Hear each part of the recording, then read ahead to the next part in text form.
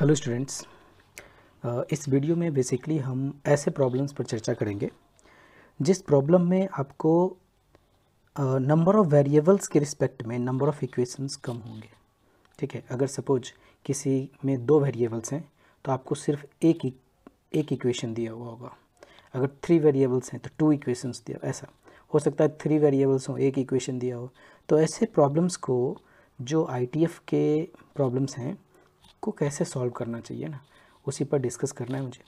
तो उसके लिए कुछ बेसिक्स नॉलेज, कुछ ऐसे ग्राफ्स की जो हो सकता है कि बाद में यूज हो। वैसे जो मैं ग्राफ के बारे में डिस्कस करने जा रहा हूँ वो बेसिकली पूरे कैलकुलस में और अलजेब्रा, बहुत जगह पूरे मैथमेटिक्स में कहीं ना कहीं इसके बहुत ही इंपॉर्टेंस है और बहुत सारे प्रॉब्लम्स इसके हेल्प से ईजिली सॉल्व हो जाते हैं, है ना। तो वो ग्राफ क्या है, वो कर्व क्या है, वो समझते हैं पहले। तो आप देखो, एक y इक्वल्स टू एक फंक्शन है, सपोज x प्लस 1/x, ये फंक्शन, ठीक है। ये फंक्शन बहुत इंपॉर्टेंट है, बहुत जगह इससे रिलेटेड क्वेश्चंस होते हैं। तो इसमें क्या है कि इसका जो मैक्सिमा है, मिनिमा है, वो किस तरह से डिफाइंड होता है ना। तो इस चीज़ को समझते हैं।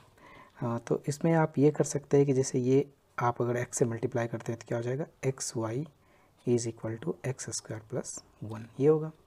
आप इसको अरेंज कर लें तो ये ऐसा हो सकता है, y into x plus 1 equals to 0। अब अगर x हमारा रियल है, ठीक है, तो ऑब्वियस सी बात है इसका d क्या होगा, ग्रेटर देन इक्वल टू 0 होगा। तो d अगर इसका आप देखें तो माइनस वाई का होल स्क्वायर माइनस 4 इंटू ए इंटू सी, ये पॉजिटिव होगा, ठीक है। तो इस तरह से ये क्या हो जाएगा, वाई स्क्वायर माइनस 4, ये ऐसा, यानी y प्लस 2 और y minus 2 greater than equal to 0। अब हम अगर साइन स्कीम का यूज करें तो देखो -2 प्लस 2, और इसका ग्राफ कुछ इस तरह से, जिधर इस इंटरवल में पॉजिटिव, इस इंटरवल में पॉजिटिव और इस इंटरवल में नेगेटिव होगा। लेकिन अपने को क्या चाहिए, पॉजिटिव चाहिए ना। So y must be less than equal to -2, equal to इसलिए बिकॉज की इक्वलिटी यहाँ है। एंड ये भी हो सकता है कि y is greater than equal to 2, मतलब y is less than equal to -2, ठीक है। y इज़ ग्रेटर देन, यानी कि y का मिनिमम वैल्यू 2 है और मैक्सिमम वैल्यू -2 है। तो ये थोड़ा सा सुनने में अजीब सा लगता है कि मिनिमम वैल्यू 2 है और मैक्सिमम वैल्यू -2 है। तो इसको हम कैसे समझ सकते हैं, पहले उसको, तो इसको हम ग्राफिकली समझाने की कोशिश करते हैं कि आप इसको कैसे समझें।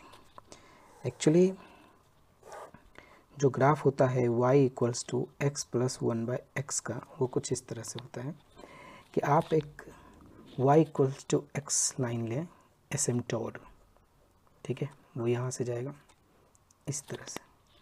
इस इंटरवल में उसका ग्राफ कुछ ऐसे जाता है और इस इंटरवल में उसका ग्राफ कुछ इस तरह से आता है। तो आप देखेंगे कि जब 1 का वैल्यू, 1 के करस्पॉन्डिंग इसका जब वैल्यू देखेंगे तो आएगा 2, और ये कब आ रहा है, जब x पॉजिटिव है, ठीक है। और ये जो वैल्यू आ रहा है, ये आ रहा है -1 पर, कितना आ रहा है, -2, ठीक है। ये कब आ रहा है, जब x निगेटिव है। इक्वलिटी नहीं पॉसिबल है क्योंकि यहाँ पर इन्फिनिटी हो जाएगा। सो आप देख सकते हैं कि x पॉजिटिव के लिए इस ग्राफ का नेचर इस तरह से। तो इस ग्राफ का जो सबसे मिनिमम वैल्यू वो तो 2 ही है, इसलिए हम कहते हैं कि इस ग्राफ का मिनिमम वैल्यू 2 होगा, राइट। और वो लेकिन कब होगा, जब x पॉजिटिव होगा। और दूसरी तरफ x जब लेस देन है तो इस ग्राफ का आप देखें कि मैक्सिमम वैल्यू -2 आ रहा है, यानी इसका मैक्सिमम वैल्यू -2 होगा, लेकिन कब होगा, जब x नेगेटिव होगा। और इसी ग्राफ का मिनिमम वैल्यू 2 होगा, लेकिन तब होगा जब x पॉजिटिव होगा। इसलिए हम इस दोनों जो पॉइंट्स हैं, तो इसको अपन बोलेंगे local minima, local minimum at x equals to 1। और इधर क्या बोल सकते हैं, इसको बोलेंगे लोकल मैक्सिमम, ठीक है।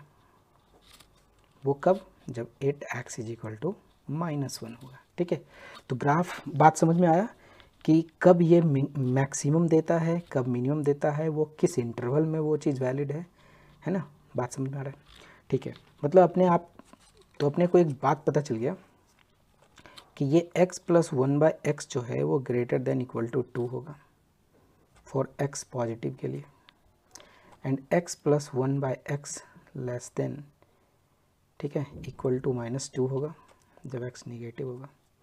इक्वलिटी होल्ड करेगा x इक्वल्स टू 1 पर, और यहाँ भी इक्वलिटी होल्ड करेगा x इक्वल्स टू -1 पे। मतलब हम यहाँ लिख सकते हैं equality holds at x is equal to 1, और यहाँ पर equality holds at x equals to -1। ठीक है, ये बेसिक पॉइंट अपने को समझ में आया। ये बहुत ही बेहतरीन कॉन्सेप्ट है मैथमेटिक्स का इस पर्टिकुलर इक्वेशंस के लिए। ठीक है, अब इसी का हेल्प लेके हम बहुत सारे ऐसे क्वेश्चंस करेंगे जिसमें नंबर ऑफ़ वेरिएबल्स कम होंगे, ये ज़्यादा हो भी सकते हैं, ज़्यादा होंगे, और नंबर ऑफ़ इक्वेशंस कम होंगे। ठीक है, ओके। तो आप फर्स्ट इक्वेशंस देखिए। फर्स्ट हमारे पास ये है क्वेश्चन कि find the number of pair x y of the equation 1 + x² + 2x sin of cos inverse y = 0। इसमें कहता है कितने नंबर ऑफ पेयर पॉसिबल है, xy के कितने वैल्यूज़ होंगे, राइट। तो आप इसको पहले क्या करो, देखो 1 + x² + 2x + sin cos inverse, ये तो 0 दिया हुआ है, इससे आप sin cos इनवर्स y का वैल्यू निकालो x के टर्म में।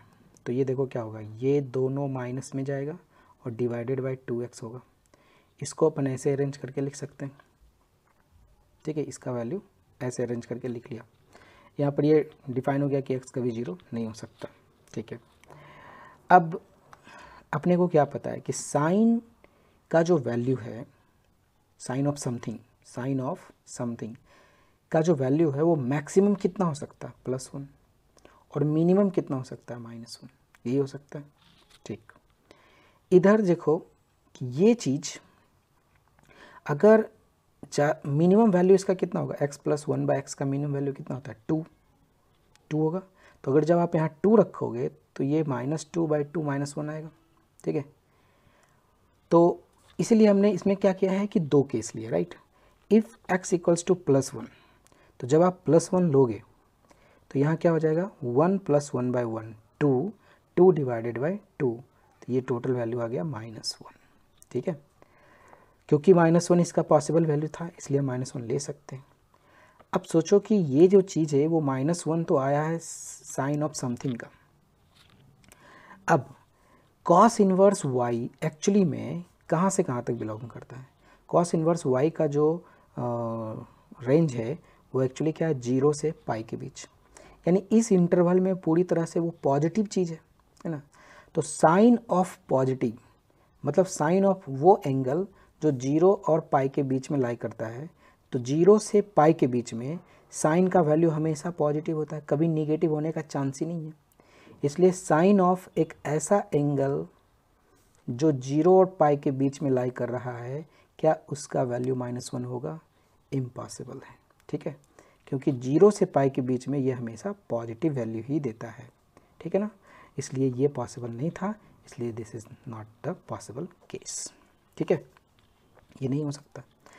सेकेंड केस कि अगर आप x का वैल्यू -1 लेते हैं, x का वैल्यू जब -1 लेंगे तो यहाँ पर क्या हो जाएगा, -1 -2 + 2/2 यानी 1 आएगा। तो 1 जब ये आएगा तो ये साइन ऑफ cos इनवर्स 1 भी पॉसिबल था, तो इसको लेते हैं sine of cos inverse y = +1। तो इससे देखो cos इनवर्स y का वैल्यू कितना हो जाएगा, साइन इनवर्स 1 जो कि 90।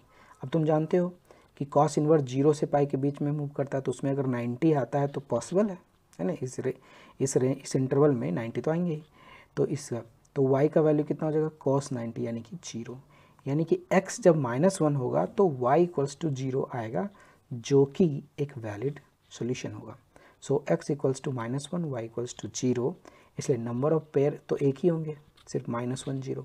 सो इसका सॉल्यूशन होगा, जो इन्होंने पूछा था कि फाइंड नंबर ऑफ पेयर्स, एक ही होंगे, है ना, वो क्या होंगे, -1 0। ओके। चलो नेक्स्ट क्वेश्चन की तरफ चलते हैं। नेक्स्ट क्वेश्चन में देखिए बहुत ही प्यारा सा सवाल है कि इसमें इन्होंने बोला कि इफ़ f का value sec inverse x plus 1/x and sec inverse y plus 1/y। आप देख रहे हो कि यहाँ पर x y दो अलग अलग वेरिएबल्स हैं, इक्वेशन सिर्फ एक है। यहाँ पर भी हमने देखा था प्रीवियस इक्वेशन में, यहाँ x और y दोनों था लेकिन सिर्फ इक्वेशन एक था, फिर भी हमने लॉजिक लगा के इसको सॉल्व करने की कोशिश की, है ना। तो यही इस आज के वीडियो में यही खासियत है कि आपके पास वेरिएबल्स ज़्यादा होंगे, नंबर ऑफ़ इक्वेशंस कम होंगे। तो यही तो मेन है चैलेंज।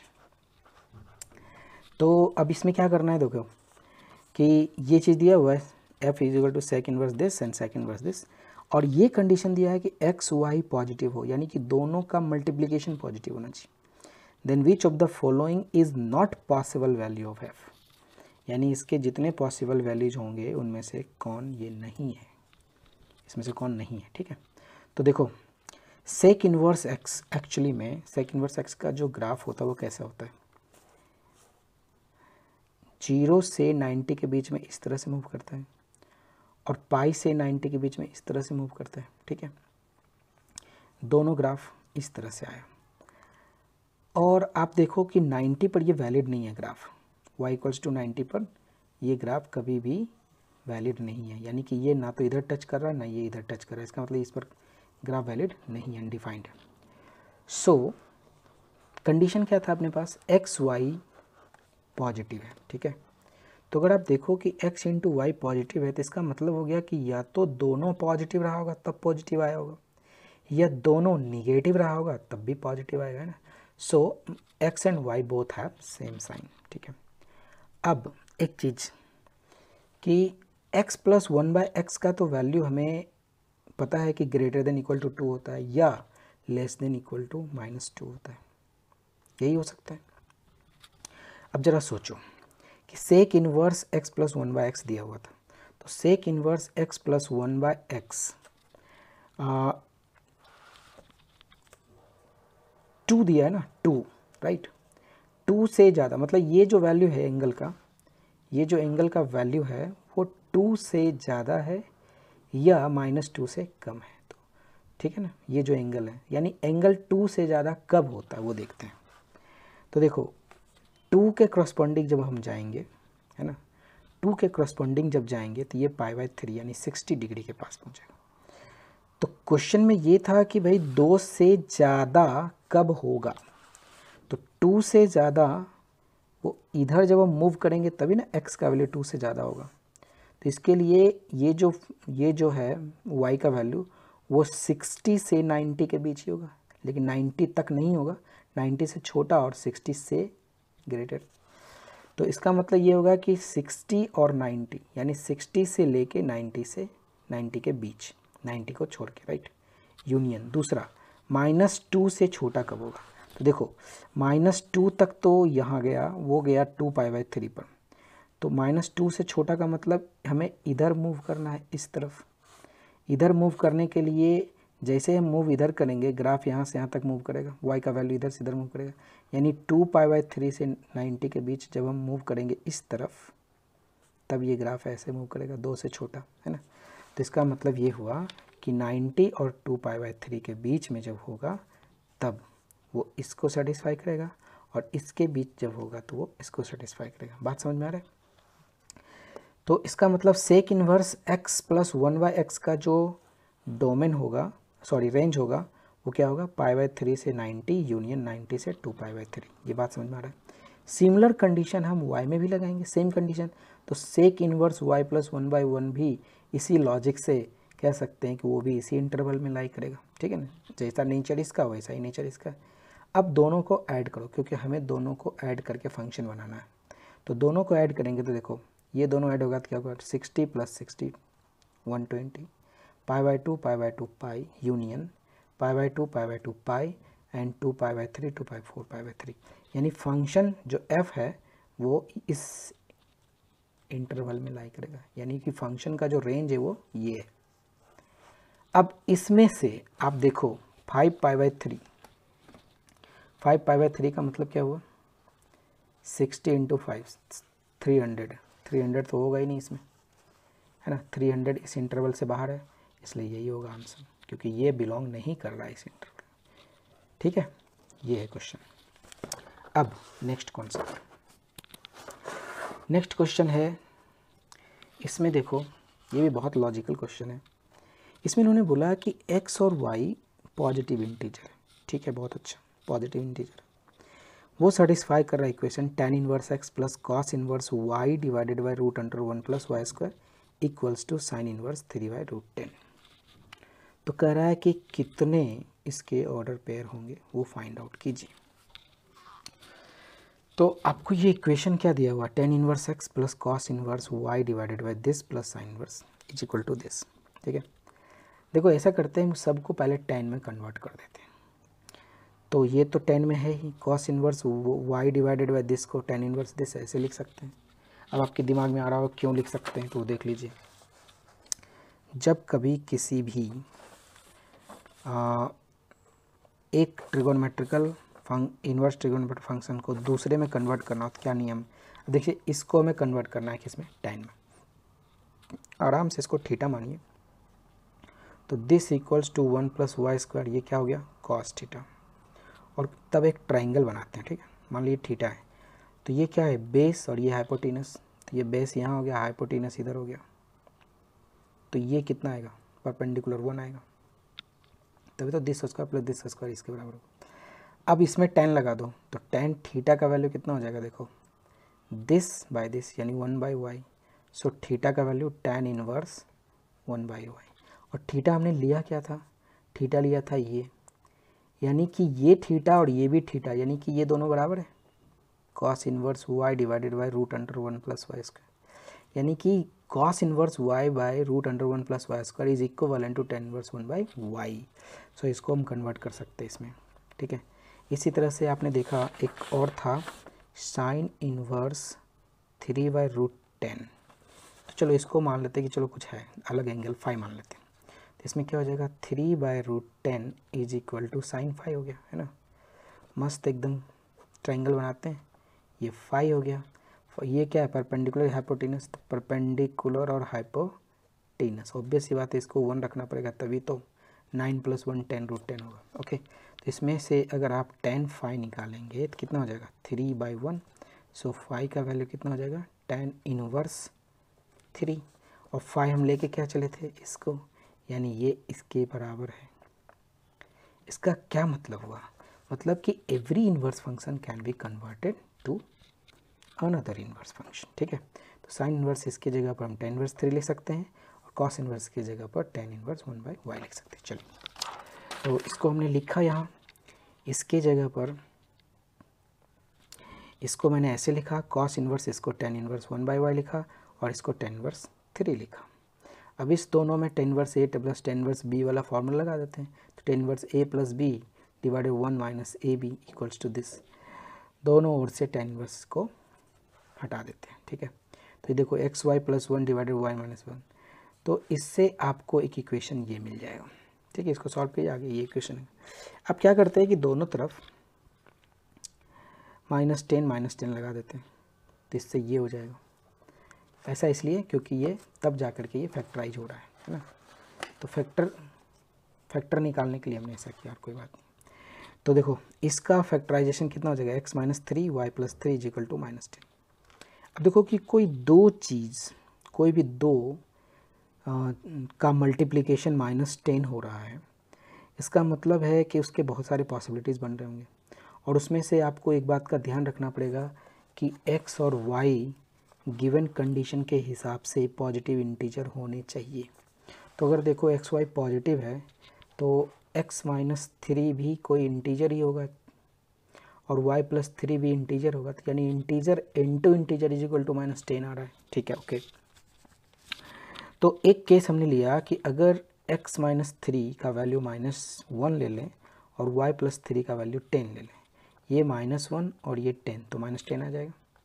तो इसको अभी सॉल्व कीजिए, तो इसका देखो x का वैल्यू आ गया 2, y का वैल्यू आ गया 7, तो ये भी पॉजिटिव इंटीजर आया, ये भी पॉजिटिव, ये सॉल्यूशन सेट होगा, ये एक्सेप्टेबल है। ठीक है, फिर हमने क्या किया कि इसको x-3 को 10 मान सकते हैं, वो इसको -1 मान सकते हैं। तो इस हिसाब से आप देखें तो x का वैल्यू तो 7 आ गया, सॉरी इसमें ये 13 आएगा, है ना, 13 आ गया, और y का वैल्यू देखो -4 आ गया। तो ये पॉजिटिव इंटीजर नहीं है, इसलिए ये सॉल्यूशन नहीं पॉसिबल है। तीसरा केस आप ऐसे मान सकते हो कि हमने क्या किया कि x-3 को 1 मान लिया, y+3 को -10 मान लिया, तब भी पॉसिबल। तो इसको इधर देने से 4 आएगा, और इसको आप इधर ले जाए तो -13 आएगा। तो ये तो निगेटिव इंटीजर आ गया, तो ये नॉट एक्सेप्टेबल। इसी तरह से x-3 को -10 मान लीजिए, y+3 को 1 मान लीजिए, तब जब सॉल्व करेंगे दोनों निगेटिव आ गए, नॉट एक्सेप्टेबल। ठीक है, तो इस तरह से बहुत सारे केसेस हमने लिए, 8 केसेस, टोटल 8 केसेस बना। फिर यहाँ पे देखो x-3 2 और y+3 -5, ये 2 और ये -5 ले सकते हैं, इसको सॉल्व कीजिए, y निगेटिव आएगा, नॉट एक्सेप्टेबल। x-3 को -2 माना और y+3 को +5 माना, फिर देखिए तो x का वैल्यू 1 और y का वैल्यू 2 आया, तो ये तो एक्सेप्टेबल है, दोनों पॉजिटिव इंटीजर्स आ गए, एक्सेप्टेबल। इसी तरह से एक कंडीशन ले सकते हैं, x-3 का वैल्यू -5, y+3 का वैल्यू 2, तो इसमें x-2 आएगा, y1 आएगा, नॉट एक्सेप्टेबल बिकॉज की पॉजिटिव इंटीजर नहीं आया। एक आएगा x-3 5 और y+3 -2, इसमें से ये तो 8 आ गया, लेकिन ये -5 है, इसलिए नॉट एक्सेप्टेबल। तो हमारे पास सिर्फ 2 पॉसिबल वैल्यूज आए, एक 2 7 और 1 2। सो द ऑर्डर पेयर क्या होगा, 1 2 and 2 7, this is the solution. Okay,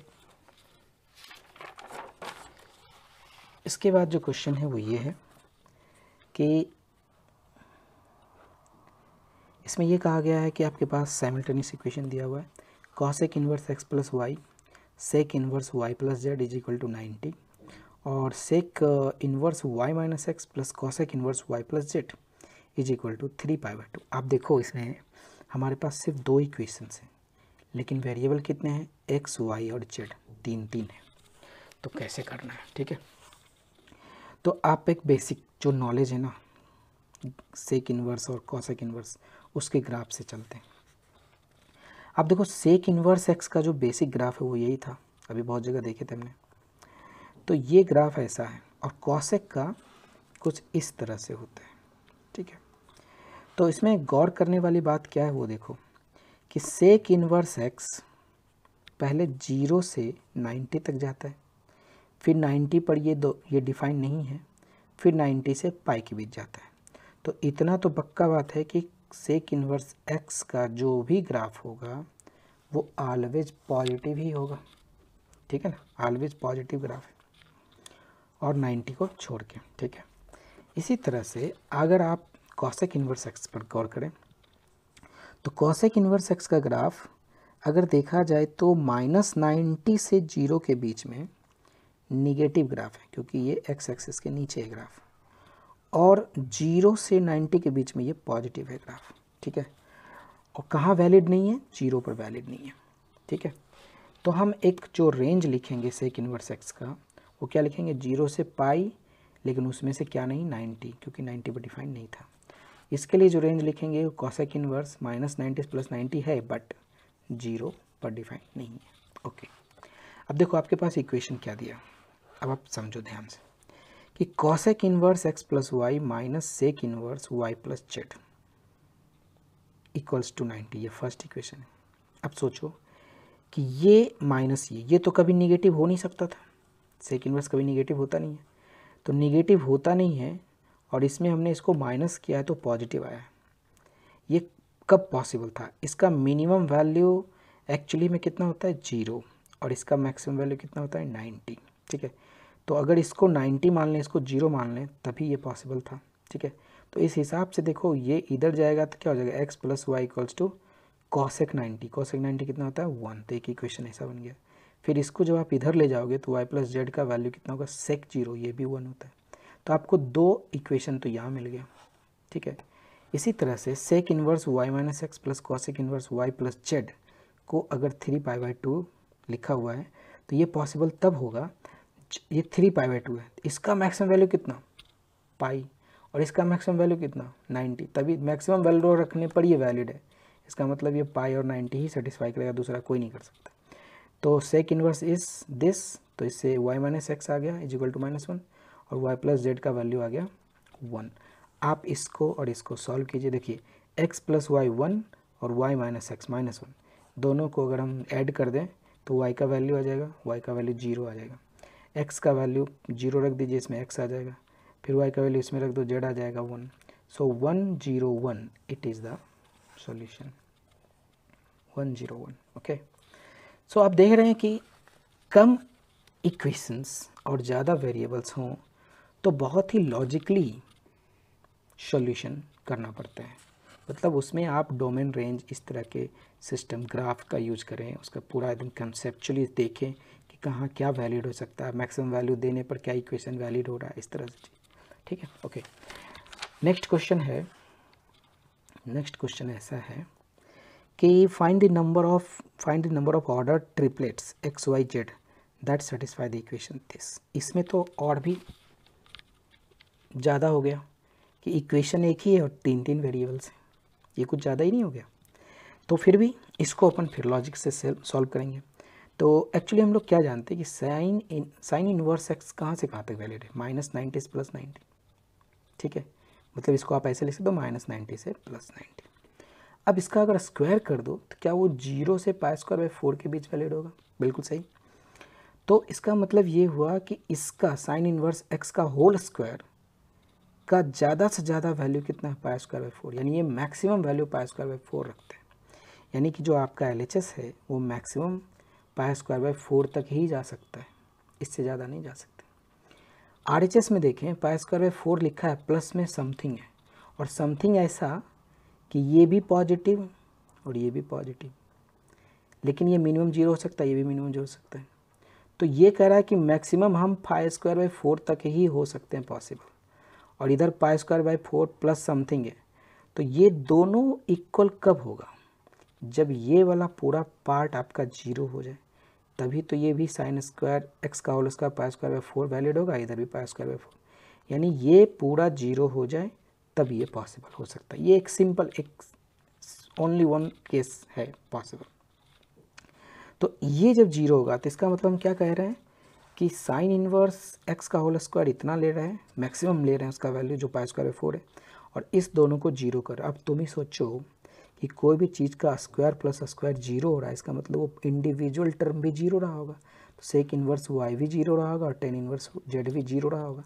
जब ये 0 होगा तो वाई का वैल्यू 1 आएगा, और जब ये 0 होगा तो जेड का वैल्यू 0 आएगा, और इधर इसका वैल्यू इतना का स्क्वायर है, तो आप साइन इन्वर्स एक्स का वैल्यू +-90 रख सकते हैं। सो एक्स का वैल्यू +-1।